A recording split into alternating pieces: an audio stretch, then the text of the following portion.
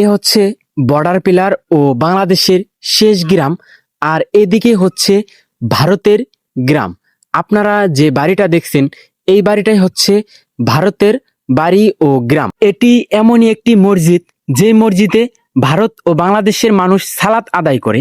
এই দিকের গ্রামটাই হচ্ছে বাংলাদেশের গ্রাম, আর এ হচ্ছে মসজিদ যে মসজিদে ভারত ও বাংলাদেশের একই সাথে একই কাতারে নামাজ আদায় করে। আর এই গ্রামটাই হচ্ছে ভারতের গ্রাম। বন্ধুরা, এ হচ্ছে ভারতের বাড়ি, আর জিরো লাইনে আমি দাঁড়িয়ে আছি, এদিকে হচ্ছে বাংলাদেশের গ্রাম। আজকের ভিডিওতে আমি আপনাদেরকে এমনই অদ্ভুত একটি সীমান্ত দেখাতে নিয়ে যাচ্ছি, যে সীমান্তটা এর আগে আমি একটা ভিডিও দিয়েছিলাম। এ হচ্ছে বাংলাদেশের শেষ বাড়ি ও শেষ গ্রাম, আর এদিকে হচ্ছে ভারতের গ্রাম। অর্থাৎ ভারতের বাড়ির উঠানেই বাংলাদেশের সীমান্ত পিলার, আর এ হচ্ছে ভারতের বরাবরই গ্রাম আপনারা দেখতে পারছেন। আর এদিকে হচ্ছে বর্ডার পিলার ও বাংলাদেশের শেষ বাড়ি ও শেষ গ্রাম, আর এপাশে হচ্ছে ভারতের গ্রাম। বন্ধুরা, আপনারা যেই বাড়ির উঠানটা দেখছেন এটি হচ্ছে ভারতের বাড়ির উঠান, আর আমি যাচ্ছি দুটি দেশের জিরো লাইন দিয়ে। এই বাড়িটাই হচ্ছে ভারতের বাড়ি। এ দেখুন বন্ধুরা, ভারতের বাড়ি হচ্ছে এটি, আর এদিকে হচ্ছে বাংলাদেশের গ্রাম। এ হচ্ছে বাংলাদেশের গ্রাম, যেই গ্রাম থেকে ভারত আমি আপনাদেরকে দেখাতে নিয়ে আসছি। আর এখন আমি আপনাদেরকে দুইটি দেশের জিরো পয়েন্ট দিয়ে ভারত ও বাংলাদেশের মানুষ একই সাথে সালাত আদায় করে সেই মসজিদে নিয়ে যাচ্ছি। আর এই বাড়িগুলি হচ্ছে ভারতের বাড়ি।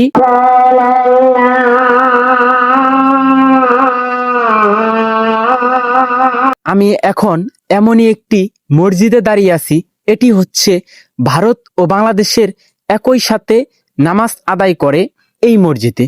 আর আমি কিন্তু এখন বাংলাদেশের ভূখণ্ডে দাঁড়িয়ে আছি, আর আপনাদেরকে এই মসজিদ সম্পর্কে এখন দেখাবো। এখানে সামনে ভারত, এই সীমানা অতিক্রম করিবেন না। আর এ হচ্ছে বাংলাদেশের শেষ একটি গ্রাম, আর বাংলাদেশের মানুষ আর ভারতের মানুষ এই মসজিদেই একই সাথে একই কাতারে কাঁধে কাঁধ মিলিয়ে নামাজ পড়ে এই মসজিদে। 1920 সাল থেকে এই মসজিদটি চালু হয়েছে।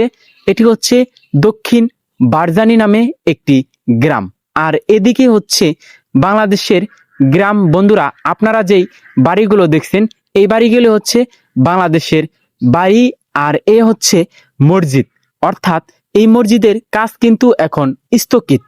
আপনারা জানেন, কাঁটাতারের বেড়ার 150 গজ বাহিরে এই সীমান্ত পিলারগুলো হওয়ার কারণেই এখানে কোনো দালান কোঠা হবে না।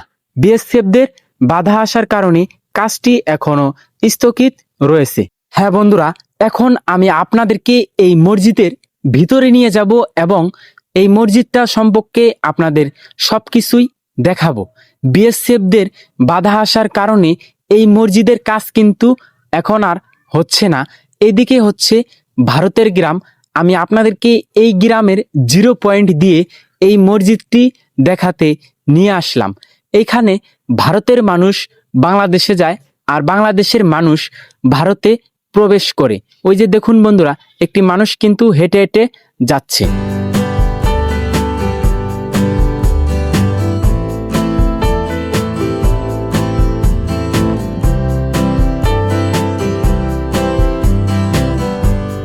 ভাবতে পারেন দেশ দুটি কিভাবেই অবাধেই ভাগাভাগি হয়ে যায়। 1947 সালে আমি কিন্তু এখন জিরো পয়েন্টে দাঁড়িয়ে আছি, আর জিরো পয়েন্ট দিয়েই হেঁটে হেঁটে যাচ্ছি, আর আপনাদেরকে এই মসজিদ সম্পর্কে সম্পূর্ণ দেখানোর চেষ্টা করতেছি। আর এ হচ্ছে পুরাতন একটি মসজিদ, অর্থাৎ অনেক পুরাতন হচ্ছে এই মসজিদটা। আর আমি আপনাদেরকে এই মসজিদের পিছনে জিরো পয়েন্ট দেখাবো। আপনারা আমার সামনেই যে বড় পুকুরটা দেখছেন এটি হচ্ছে জিরো পয়েন্ট, আর এ হচ্ছে মসজিদ। অর্থাৎ ভারত ও বাংলাদেশের একই গ্রাম হলেও আপনারা জেনে অবাক হবেন যে এই মসজিদটা কিন্তু বাংলাদেশের জমিতেই পড়েছে। এ হচ্ছে মসজিদ, আর এদিকে হচ্ছে ভারতের জমি। এই বরাবরই হচ্ছে ভারতের সীমান্ত। আর আমি দাঁড়িয়ে আছি জিরো লাইনটে। আর আপনাদেরকে এই সীমান্তটা কিভাবে ভাগাভাগি হয়ে গেছে সেটি দেখানোর চেষ্টা করলাম। আর এ হচ্ছে 0 পয়েন্ট, এদিকে হচ্ছে মসজিদ, আর এ হচ্ছে ভারতের বাড়ি। চলুন বন্ধুরা, এখন আমি আপনাদেরকে মসজিদের ভিতরের অংশ থেকে ভারতের বাড়ি দেখাবো। আর এই সামনে হচ্ছে ভারতের বাড়ি, আর এ হচ্ছে মসজিদ, যেই মসজিদে ভারত ও বাংলাদেশের মানুষ একই সাথে সালাত আদায় করে আসতেছে 1820 সাল থেকে। প্রায় 200 বছর পুরনো এই মসজিদ এখনো কিন্তু ঠিক আগের মতোই রয়েছে, তবে কাজটা কিন্তু বন্ধ রয়েছে বিএসএফদের বাধা আসার কারণে। এ হচ্ছে বরাবরই ভারতের গ্রাম। এই মসজিদের অজুখানাটা আমার কাছে খুবই ভালো লাগলো।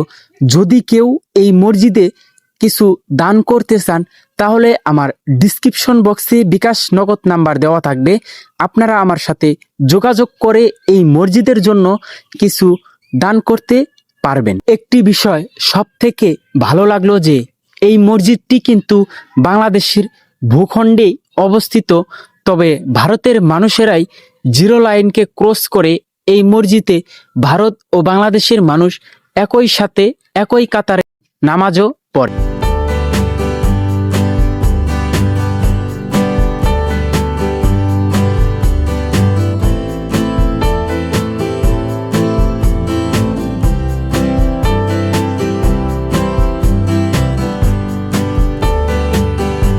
আজকে আমি আপনাদেরকে কুড়িগ্রাম জেলার ভুরুঙ্গামারী উপজেলার একটি সীমান্তর ভিডিও উপহার দিলাম।